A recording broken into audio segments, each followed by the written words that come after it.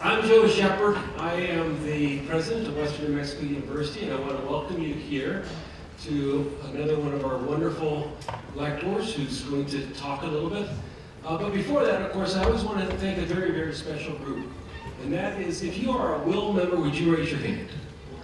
Wow, fantastic. Thank you. If you're not a Will member, see a Will member on how to become a Will member.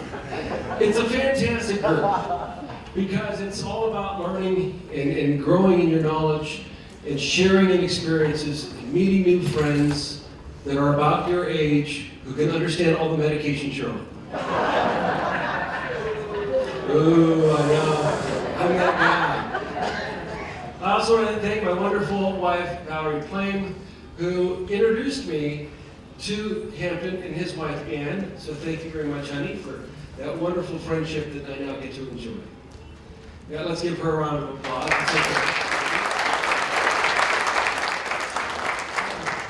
And speaking of Ann, Ann's right here, 4 rows back, hiding.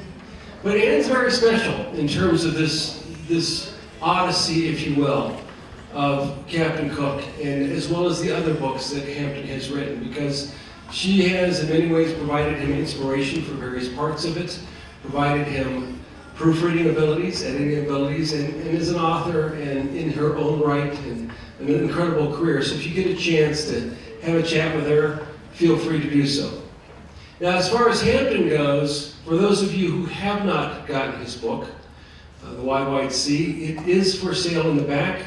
I don't know what the price was, but it's probably around $100. It was 75 of it going to, no, I'm teasing you about that.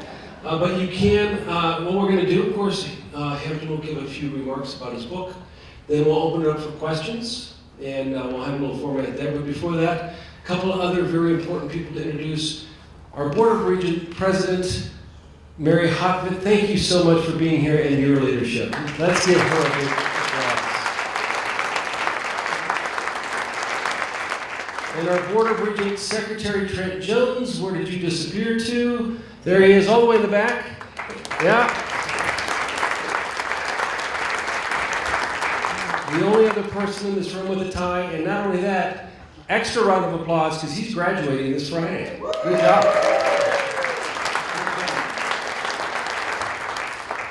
One of the joys that I've had, and one of the privileges I've had, is of course in 2011, when I came here, we did not have lecture series like this in those days.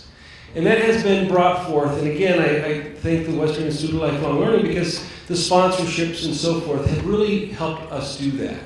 And one of the ideas is we created an artist in residence program where we have a little house here on campus and we invite different artists in, and Hampton was one of those who got to live here for about 30, 60 days. I don't know, he might have kept living here if Ann hadn't pulled him back to Santa Fe.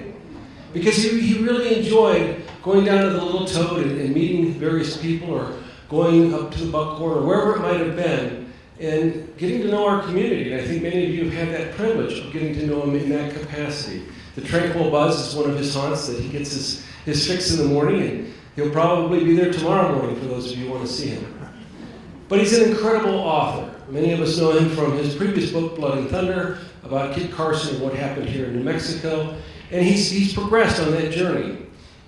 And without taking too much of his thunder, so to speak, this book, of course, has been just a wonderful journey for he and for Ann, because they got to spend so much time in the South Pacific and write it off on their IRS income tax.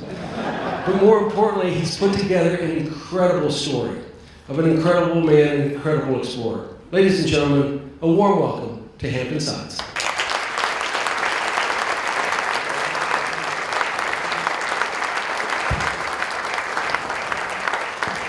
Hello. Good to see all of y'all. So great to be back in Silver City. Maybe the only place, pretty sure, in the whole world where Captain Cook didn't go.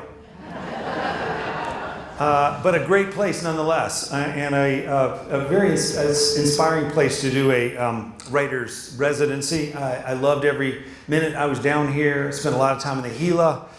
Met a lot of you. It's great to see a lot of familiar faces. And thank you for coming out tonight. This is an unusual book in the sense that it's about a voyage, but it also was a book that required, for me, and sometimes my wife, a voyage in and of itself. And so tonight, I think we're gonna talk about Captain Cook's travels, but we're also going to talk about my travels in pursuit of him, and particularly on his third voyage around the world in the 1770s.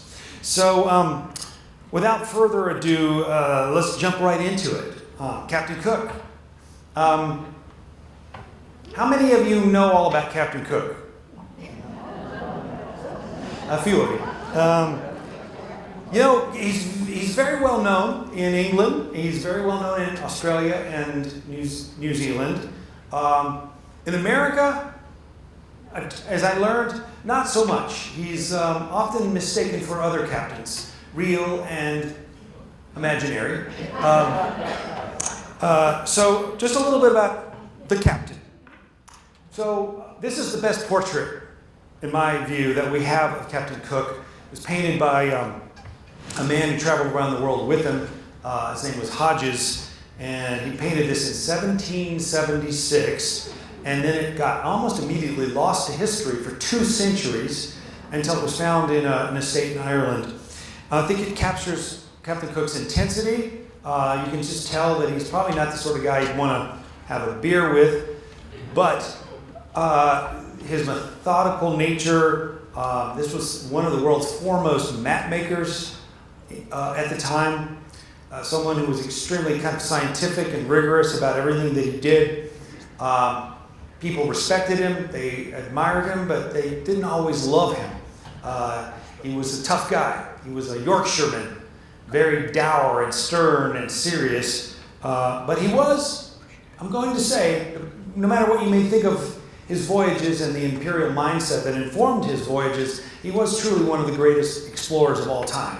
And, I say that in terms of the number of miles he traveled, in terms of the quality of his observations and the sort of knowledge that came from his voyages, in terms of the accuracy of his maps, in terms of the just huge volumes of information that were published after his voyages, in terms of circulating knowledge about new plants and animals that had never been seen before by Europeans. He was certainly in the pantheon, one of the truly greatest of all times. But like I say, he's often mixed up with other captains. Like this guy, Captain Kidd. Not a very good-looking dude, a pirate. Captain Kirk, of course. Captain Kirk, interestingly, was believed to have been directly patterned to Captain James Kirk, USS Enterprise, after Captain James Cook, HMS Endeavour. And there are a lot of similarities, superficial ones at least, between the two captains. But, of course, he's often mistaken for this guy, Captain Hook, a pirate. And I can't tell you how many people, when I was working on this book for 3-4 years, said, well, how's the... they really thought I was writing about a pirate with a parrot on his shoulder and,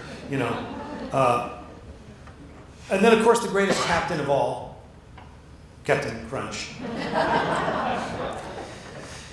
Captain Cook, though, truly, one of the great explorers, one of the great navigators, and certainly one of the great map makers of the Enlightenment era. And this kind of era.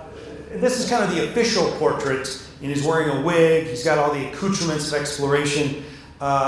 This also was painted in 1776, and I think it captures a different side of the man.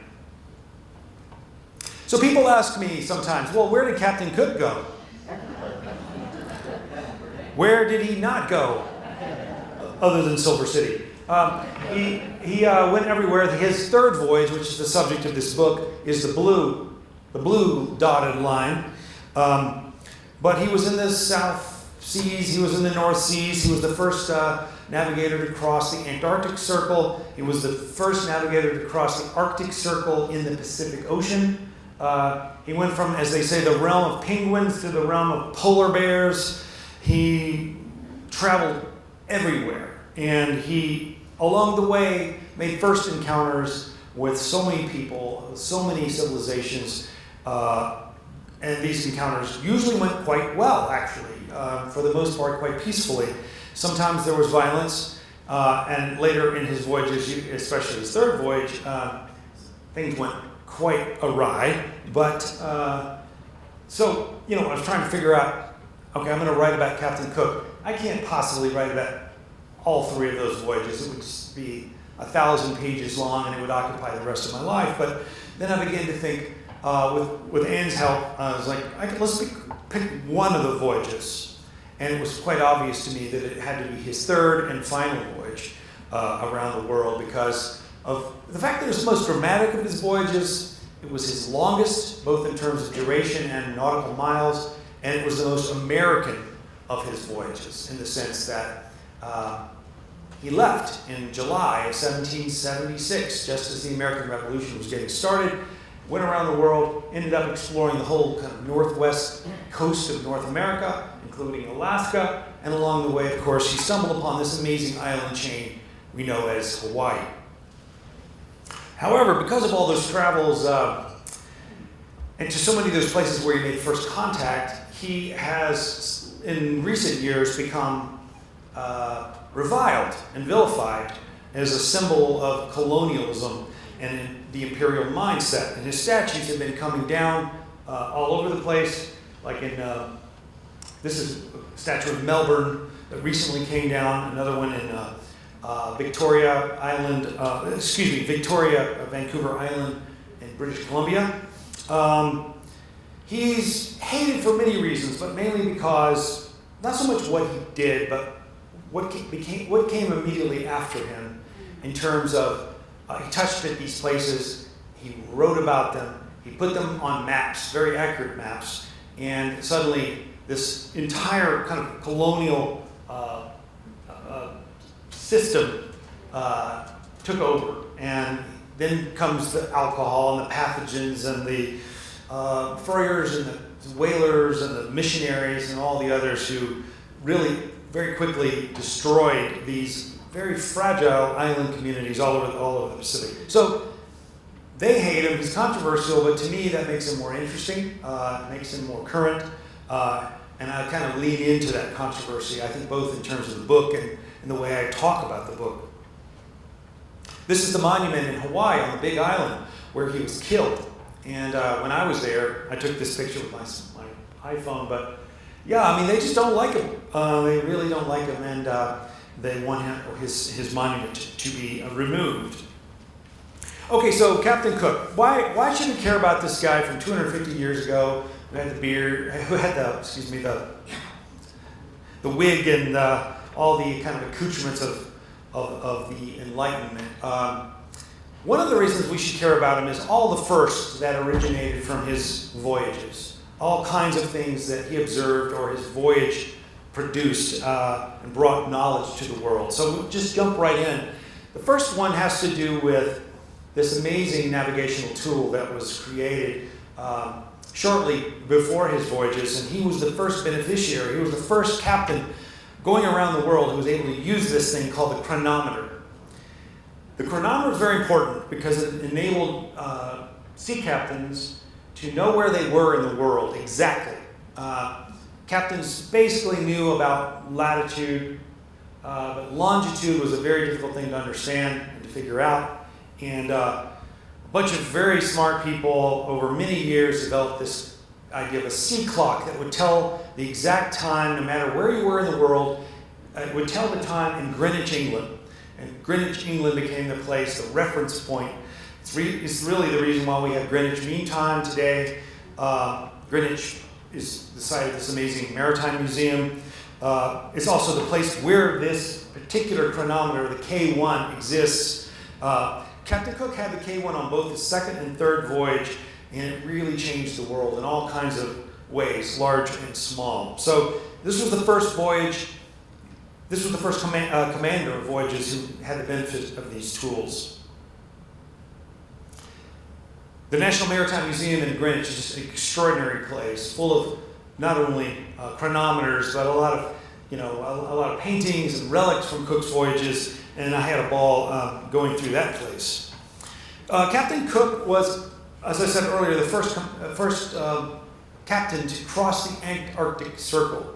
He did that in pursuit of this chimerical thing that was known as Terra Australis Incognita, a supercontinent that was believed by many of the eminent scientists of the day that it had to be somewhere way down there, a southern continent. The scientists were kind of weird. They thought that the preponderance of land masses in the north required there to be an equal preponderance of land masses in the south. Otherwise, the planet would get wobbly, it would get top-heavy, and it would spin off into outer space. Early maps showed this definitively, even though no one had ever seen it or been there. See the whole bottom of the continent. Much bigger than Antarctica, bottom of the planet, I should say. Much bigger than Australia, much bigger than Antarctica. This was a supercontinent that was supposed to be populated by millions of people, and Captain Cook was sent down there during his first and second voyages to find it, but he didn't find it. He pretty much definitively proved that it didn't exist. Came back to England and became a hero of what they call negative discovery. That is, not finding the thing that everyone presumed was there. And it wasn't there, of course. Okay, so this is a nautical tale. We have to talk about scurvy a little bit. Scurvy was this horrible malady that we now know to be a deficiency of vitamin C that had killed millions of people, millions of sailors during the centuries leading up to Cook. But for a variety of reasons, on Cook's 3 voyages around the world, very long voyages, not a single man died of scurvy. He seemed to have figured out something about this horrible disease. He didn't understand that it was vitamin C, but he did require that his men consume fresh fruit, fresh vegetables, fresh meat whenever they stopped anywhere. Get off the hardtack biscuits and the salt pork, which was kind of the favorite diet of sailors, and it's just the most horrible way to die, by the way. I don't recommend it. And he did seem to have figured it out. And so, although he truly hadn't, he just had a regimen of forcing this fresh food on his sailors against their will sometimes. He literally almost kind of forced it down their throats, but it saved a lot of lives. And when he got back to England, he was hailed as someone who had conquered scurvy, thus allowing the Admiralty to send ships farther and farther and farther out on these longer voyages and extending the reach of the crown. So that was another reason why he was famous in his day. His voyages were also the very first to describe the sport of surfing. This photograph from his third voyage. I'm just kidding. It's just an old picture of surfing. But his officers on his third voyage, when they encounter surfing in Tahiti and then even more so in Hawaii, pen the first descriptions of the sport. They cannot believe it. Most people from England, most people in the Navy, if you can believe it, did not know how to swim, let alone surf, and surf beautifully like these men were doing, and women too. And they write about it beautifully. They're just like, this is incredible. This is like magic. That they can not only swim out there into these huge waves, but jump on top of these beautiful, sleek things and glide their way to this, to shore. So we get our first descriptions of surfing. We get our first descriptions of the word taboo, in the temples of the ancient temples, the Marai of the Polynesians. The word taboo very quickly enters the English language, becomes a concept that is spread far and wide.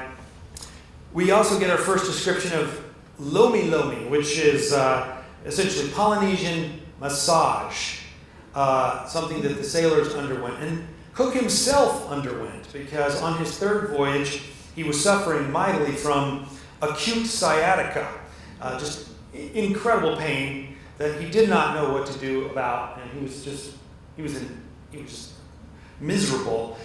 An army of masseuses descended upon him. He describes it in great detail in his journal. They cure him after 3 sessions permanently of his sciatica. And so he's a big convert. And this is a British guy. You know, British people don't like to be touched. He loved it. It changed his life. And we get that description. We get our first description of a human sacrifice in Tahiti that was witnessed by Cook and his officers and his expedition artists. And finally, tattooing. Everywhere they went in Polynesia, the British were captivated by the art of tattooing, particularly in New Zealand by the Maori. And his sailors got tattooed. They wrote about it. They talked about it. When they got home, they spread the word. And it really is the reason why sailors, it became almost de rigueur. If you were a sailor, you had to get tattooed. It was a thing you had to do. And to this day, that seems to be true. So, including Popeye, of course. Okay, so I write this book. This particular book took me way back in time. It was a fairly lonely endeavor of just staring at monographs and manuscripts and going to the archives. But I did have a lot of fun meeting some of the scholars who had devoted their lives to the age of exploration and to Polynesia and certainly to the life and times of Captain James Cook. So the first thing I did is got this card. I am a card-carrying member of the Captain Cook Society, an amazing little institution that is all over the world, and got to know some of the foremost scholars within the society, including these 2 guys. They had excellent facial hair. 2 presidents of the society. They're in New Zealand, they're in England, they're in Canada, they're all over Polynesia. Wonderful guys, mostly guys. Some of them are women who have devoted their lives to different aspects of Cook's life and his voyages. It's a fraternity of people who just can't get enough. Super geeks, super nerds, and I became one of them. I just big shout out to these people because they have done so much amazing scholarship that I was able to build on. Also, the collectors, there's all sorts of Cook collectors who pay often exorbitant sums for Cook relics, different things from his voyages. Sometimes you have to double check the provenance of some of these things that are supposedly from Cook's voyages, but so that's a cool part of it. Another part of it is the rare book and manuscript people who pay also exorbitant sums of money to own a pristine copy of Cook's journals, Cook's voyages. All 3 of his voyages produce these giant folio-sized volumes.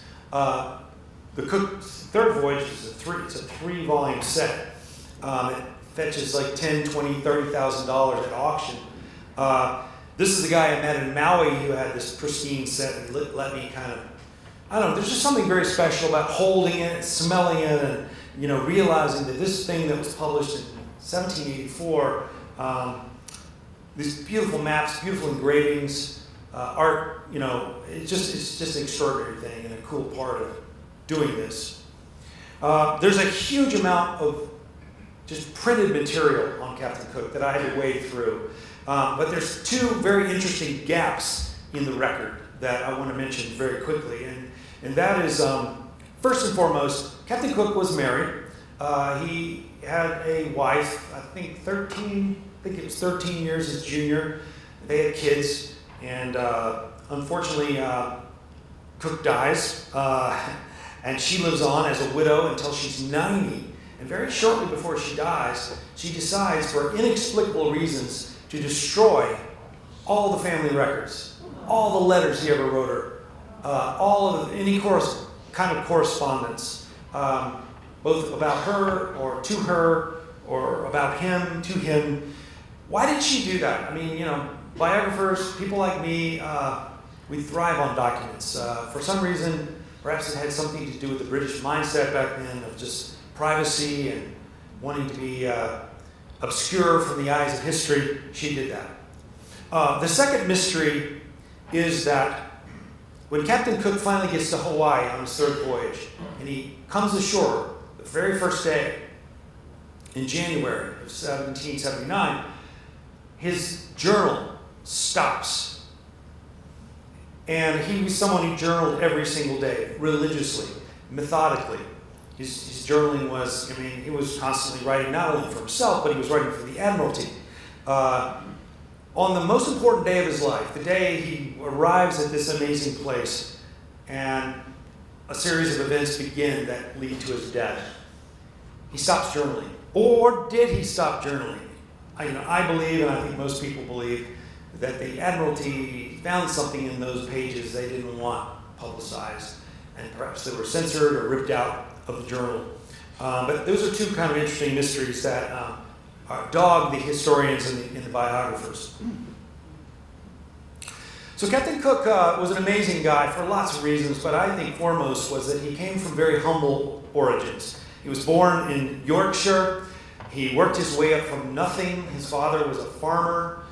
This is Ayton, where he grew up. I went there. I went to this particular very short mountain or very high hill in the moors of Yorkshire, where a legend got started. I don't know if it's true. It's supposed to be true. That when he was 7 years old, and he was thinking about his future, and figured he was just going to be a farmer just like his dad, he climbed this place, Roseberry Topping it's called, and he got to the top, and for the very first time he caught just a little glimpse of the North Sea, the ocean.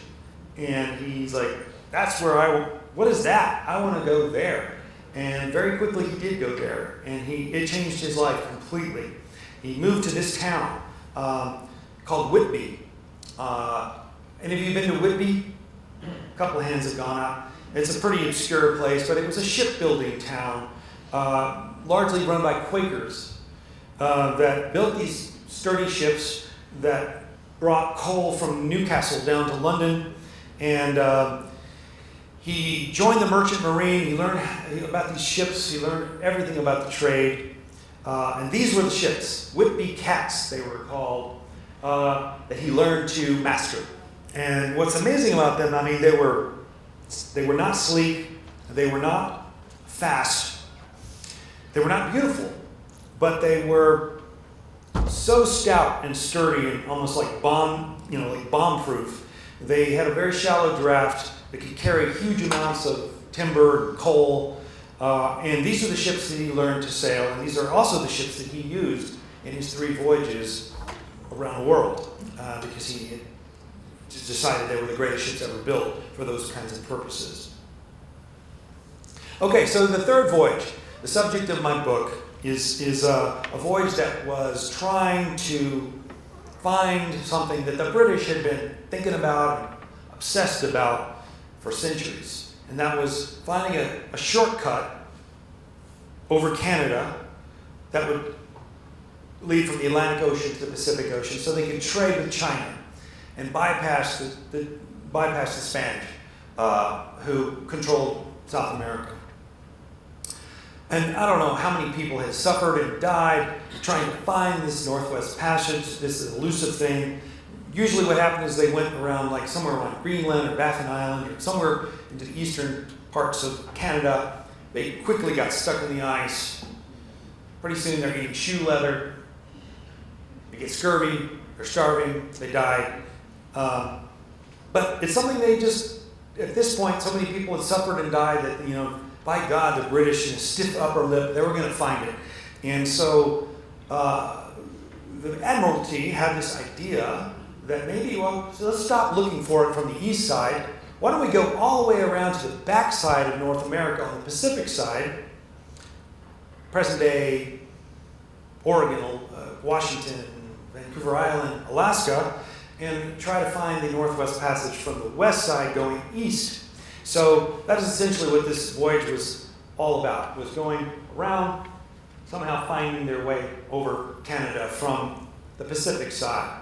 Captain Cook was interested in it, not so much because he believed that there was a Northwest Passage, but because this whole part of the world was just so unknown, so uncharted, except for some very sketchy Russian maps there really was very little to go on. So this is what Cook lived for, was mapping and charting unknown places. So he signed on. I think it's really important to understand also that Captain Cook, he wasn't just some explorer. He said, let's go on a voyage. This would be cool. I'll do it by myself. He had the entire might of the British Empire behind him, a lot of thinkers, a lot of money, a lot of interest, and these are a few of those people. Starting with probably the most important one, King George III, who famously went mad later in life, but he was just only slightly starting to get mad, to go mad in 1776 because these colonies in America were starting to revolt. But he was a big believer in these voyages, both because they extended the might of the British Empire, but also because he was interested in the science. He was also interested in bringing animals. He was known as Farmer George. He wanted to bring British animals to Polynesia. He thought they should have cows and bulls and sheep and goats and all sorts of animals. So that was kind of the first order of business. He wanted Captain Cook to bring these animals to Polynesia, and so got all these animals stuffed into these ships. The Royal Society is another one of the prime movers of this expedition. This is the preeminent intellectual fraternity of really the world at that time, and they put up money and they invested a lot of ideas and science into this thing, and especially this guy, Joseph Banks, who's a character in the book. He had traveled around the world with Captain Cook on his first voyage. He later became the president of the Royal Society. He's an important character in the book, and not to be confused with Joseph Bank, the cheap suits that you get in the malls around America. This was like one of the premier botanists and scientists in the world at that day. Then there's also this guy, John Montagu, the Earl of Sandwich, the first Lord of the Admiralty. He was someone who loved Cook and really promoted his expeditions. Lord Sandwich was a very powerful guy, a very important guy. And this is his estate I went to in north of London. He's famous for many things, but more than anything, he's famous for being the guy who invented the sandwich. I know it sounds apocryphal, but it's probably true. He was a very busy guy. He was always on the run. He came up with this idea of sticking a slice of roast beef between two pieces of bread, and somehow it became known as the sandwich.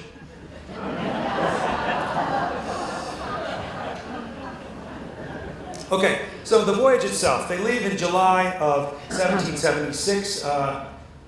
They go around the world. They do all this stuff. It's a very ambitious thing. It was more than enough for me to, occupy my energies for 4 or 5 years trying to figure this all out. They left Plymouth just really the same week as these guys in Philadelphia were doing their thing. And it's kind of a cool part of the story is that they just missed the news on this. And they never hear the news. The whole 4 years they're gone.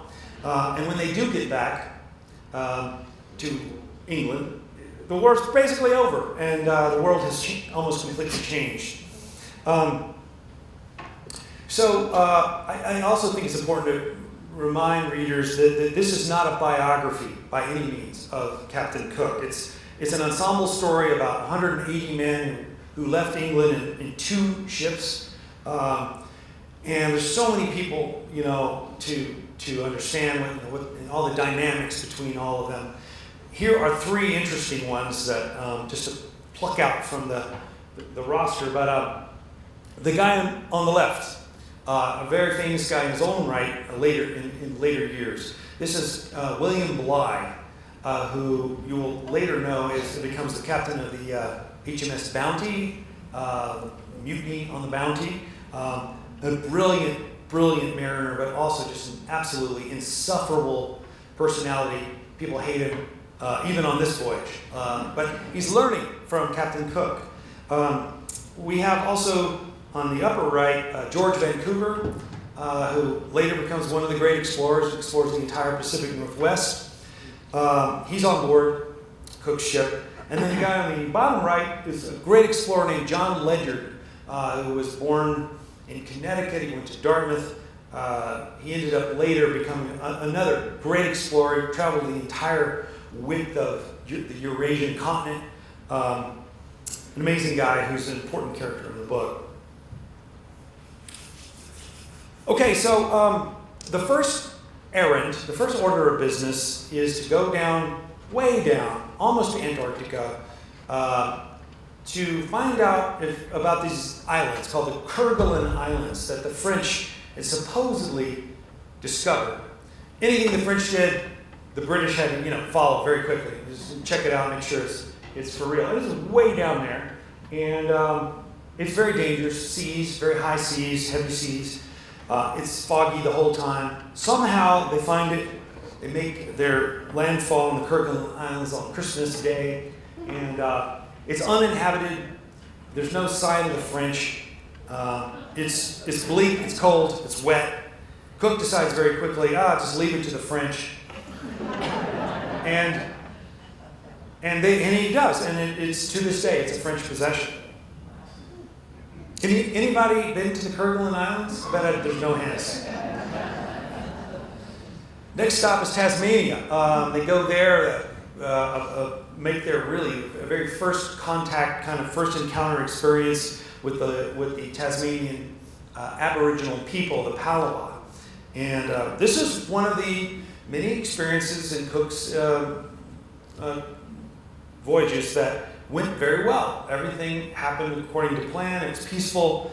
He landed at this beautiful place called Bruny Island, and everything went according to plan. They traded. They were curious about each other. His expedition artists did these amazing engravings of paintings, which became engravings of the people. He described their culture. They were curious about these strange white-skinned people. Everything went well. But I show this because almost exactly 1 century after Cook's brief stop at Bruny Island, the Palau people were almost extinct. They suffered from diseases, from alcohol, from all kinds of things that Western culture brought. They were also hunted for sport until the point where there was only one left. And she was photographed. This is an elderly woman named Truganini, who was believed at the time to be the very last full-blooded Palawa person alive. So in 1 century, that's sort of what Western civilization did to the people on Tasmania. It's a pretty dark story. Next stop was New Zealand. I won't go into too much about New Zealand. It was a very difficult, hardship post for research. He was going there, however, to investigate something that had happened during his second voyage when 10 of his men had been attacked, killed, and actually eaten by Maori warriors. And he was trying to figure out what really happened and did the Englishmen deserve it or not. So he kind of wore this other hat as a detective, kind of a homicide detective. He stopped at this place called Ship Cove, and there's a monument there that we went to. Anyway, that's New Zealand. Moving right along past the Cook Islands and Tonga, they finally get to Tahiti and to the Society Islands. Beautiful place that all the sailors had heard about. Half the sailors had signed on for this voyage just so they could go to Tahiti, to places like this. They anchored there. They stayed there for over a month. They had a wonderful time. The food was great. The scenery was great. The women were beautiful. Everything went more or less according to plan. Don't hate me for the fact that as a researcher, I had to go to these places where Cook anchored. But Captain Cook he didn't just go there for R&R and fun. He went there with a mission, which was to bring this guy back to his home islands. So this is a guy named Mai, who's a major character in the book. He's a young Polynesian man who came to England on Cook's second voyage and lived in London for 2 years. They rolled out the red carpet for him. He learned English. He was paraded around high society. He learned backgammon and chess. He was, was vaccinated for smallpox. The ladies seemed to like him a lot. He was an exotic, and perhaps somewhat patronizingly, but also genuinely, I think people loved him and held him up as something like, the paragon of the noble savage, as they called him. He had a great time, and I talk a lot about his experience in England. But after 2 years, he's homesick. He wants to go back to Tahiti, and King George says, "Well, we'll get you back home, and Captain James Cook will be the guy to get you there." Before he goes, though, he's painted famously by the most, best known, the most prolific portrait artist in England, Sir Joshua Reynolds. And this painting, Portrait of Old Mai, is considered his masterpiece. And it recently sold to the Getty Museum in Los Angeles for $62 million. So Mai is still famous. You'll be able to see him when the painting gets there. This is an 8-foot tall painting that is considered one of the great English paintings of all time. So Cook leaves Mai in Tahiti and keeps going.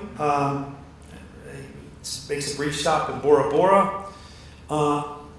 Then he leaves, goes across the Pacific thinking, there was nothing left in the Pacific. The maps did not show any other islands. And then suddenly he comes across the Hawaiian island chain and makes landfall at Kauai.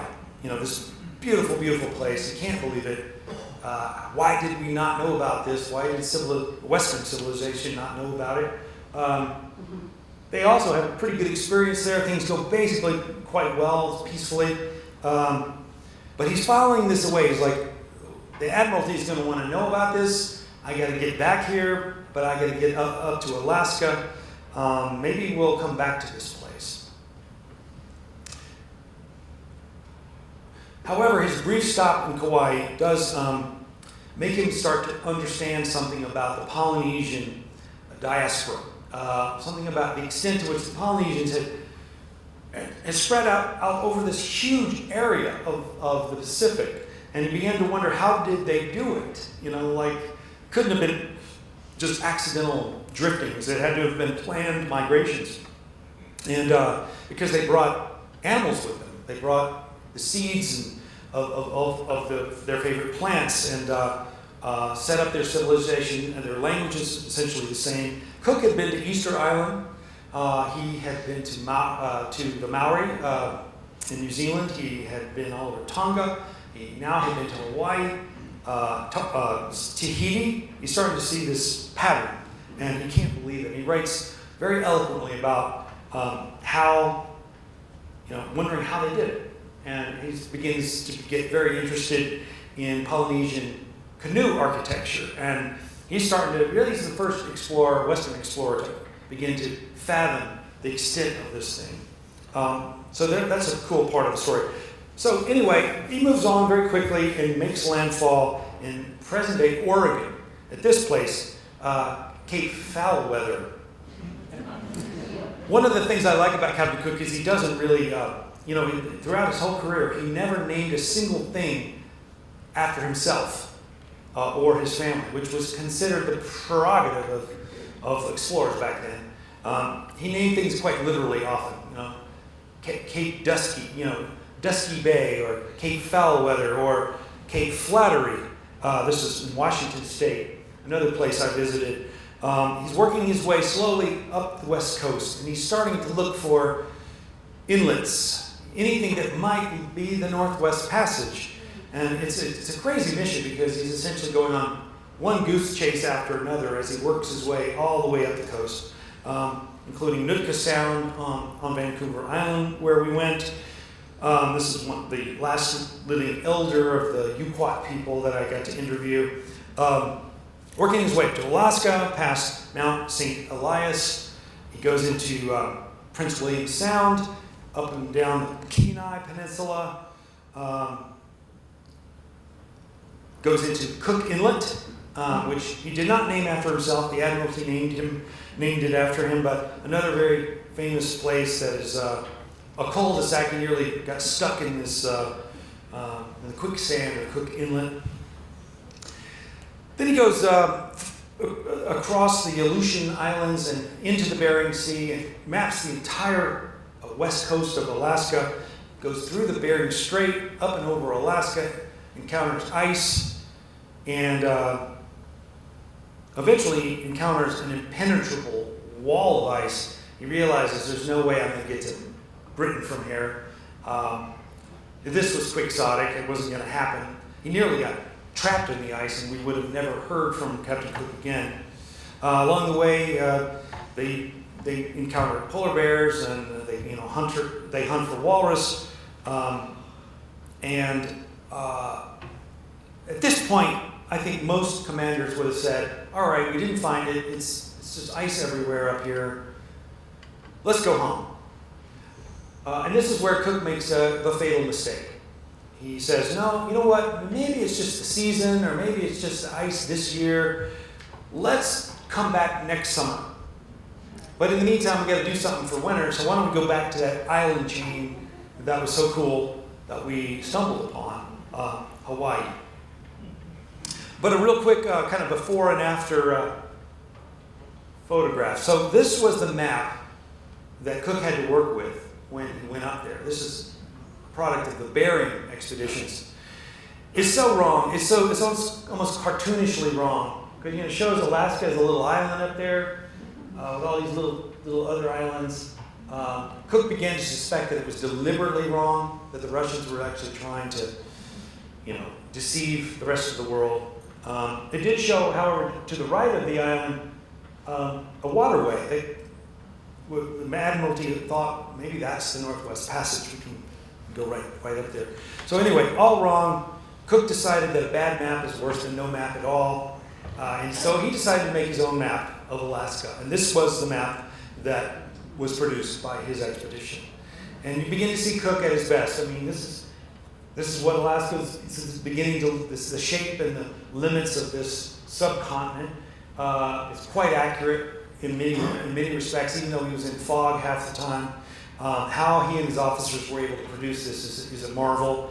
But that's just kind of a little glimpse of what Cook can do when he's able to really unleash his mind on something like this. Okay, so he goes back to Hawaii. Not a really easy thing to do, just like go back to Hawaii. It's only 4,000 or 5,000 miles. But that's where he decided to spend his winter. He lands at this place on the Big Island, the Kona Coast, a place called Kealakekua Bay. I don't think it's a spoiler for me to tell you that Captain Cook, things do not go well for him here. He dies a very graphic, a very violent death here on this bay. But at first he is greeted like a god, perhaps as a god, and certainly anthropologists have argued about this. They seem to have thought he was the god of Lono, the god of fertility, and he landed during a festival where there was thousands of canoes, thousands of people here to celebrate the festival, and they called him Lono. They bowed down to him. They brought him into the temple. Things just went incredibly well. Cook met all these beautiful Hawaiians. This is what Kealakekua Bay looks like today. It's one of the greatest snorkeling spots in Hawaii. But you know what happens later. I think most people know that something like this happens. It's an iconic thing that's been painted by many artists. So the question is, and really what I look at in the last 100 pages of the book is, how did this most disciplined explorer, who really prided himself on his consummate good judgment in dealing with Polynesian people, how did this guy end up dead, hacked to pieces, bludgeoned to death on the lava flats of the Big Island? It's the question that you'll have to buy the book to understand. So that's the Wide Sea in a nutshell.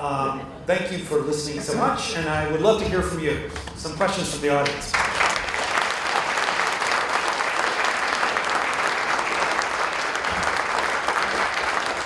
So my preamble, some of you already know my preamble, some of you this may be the first time to hear my preamble. We're going to, right now it is 10 to 8, we're going to spend about the next 20 minutes of questions. I'm sure there'll be several of those. And the format is keep your questions succinct. We all know you're brilliant people. This is not the time to show that brilliance. So if you don't mind, that way we can get through a lot of questions and Hampton can show his brilliance. He showed it when he married Anne, but now he can show it again. So with that, first question right over here. Thank you. That was very enlightening and very interesting. You said that Captain Cook basically forced his men to go on shore to harvest fresh foods, and that sometimes they weren't willing to do that or wanting to do that. Why was that? What did your research show that why they were not wanting to get something different to eat? Yeah, well, sailors, at least during that period, were famously stubborn and creatures of habit, and they liked certain things, and they liked it at certain times. They ate certain foods that they were quite familiar with. They, of course, loved their grog, which was the most important thing of all, grog. And Cook would have them go in and like cut some kind of weird grass, some kind of celery, or some kind of wild species of vegetation that people didn't know what it was. And he would figure out some way to cook it up in slops of stews and things like that. But he would make, you got to eat this for your life. And they just didn't want to do it. And they also didn't want to eat certain meats. Like I showed the picture of the walrus. That was the worst of all, was eating walrus. Just they hated it. They tried to figure out ways to make it palatable. They would tow it overboard for 2 days, and they would boil it, and they would fry it in butter and grease, and it still was pretty terrible. But he made them eat. They almost mutinied over that one. Sailors back then were really strange creatures. They liked their salt pork and their hardtack biscuits and a few other items, and they didn't want to. They weren't adventurous eaters. Cook was famously, he would eat anything. He had an iron stomach. He didn't matter. He would eat dog. He would sit down with the chief, and the chief had a lowly servant who would chew the kava and spit it into a bowl, and you'd drink that with all the saliva in it. And Cook loved it. He would just do whatever the local people did. But his men were not so adventurous. Thanks for the question. Next question with that wonderful image. Hampton, incredible job you've done with so many different stories. But is there a common denominator that you can say exists through all the books that you've written, the people, the characters, that you can share with us? Is there a common denominator? I think there's a common denominator through many of them. I mean, I have some books that are kind of outliers, or, like I was exploring something, a different sort of theme. But I think the main thing is most of my books are about guys. Unfortunately, I think so far it's been almost entirely guys who find themselves in very extreme situations, survival situations, war, exploration, where they, at some point or another, are forced to sort of summon their reserves of whatever it takes to get to the other side, to get through this ordeal. Whether it's a sense of humor, or whether it's belief in God, or whether it's just some kind of stubborn sense of purpose. Also, the question of leadership arises often in my books. The set of circumstances, like the right decisions, the bad decisions that lead to either disaster or lead to survival and getting through a predicament. That seems to be a common theme that I gravitate toward. I guess I'm interested, probably because I'm kind of a wimp myself. I don't think I would have survived half these stories that I've written about, like the Bataan Death March in World War II, or the Arctic expedition that I wrote about in The Kingdom of Ice. And I think that me as a writer, and I think most readers also, are asking themselves the whole time, like, would I have made it? Could I have gotten through this? What would I have done? How could I have gotten through this. I'm pretty tough, right? Well, no, maybe I'm not. That's a common thing, I think, that all sorts of these tales of woe and nautical adventure or exploration ask us to consider, and those seem to be some themes that I'm drawn to. I also seem to like these controversial characters who are maybe they were considered heroes in their day, but are now conflicted and complicated and controversial people like Kit Carson, Captain Cook.